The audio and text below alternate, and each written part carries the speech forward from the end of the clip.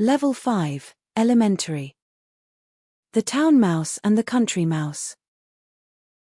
In the countryside, a mouse lived a peaceful life.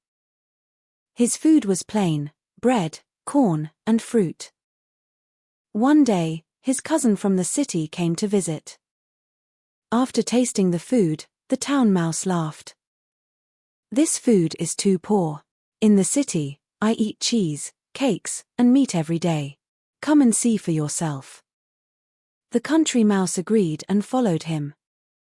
When they arrived, the country mouse saw a beautiful table full of food. His eyes grew wide with surprise. He began to eat, but suddenly a cat ran into the room. The two mice escaped just in time. The country mouse, still shaking, said, "I would rather eat plain food in peace than rich food in fear." And he returned home.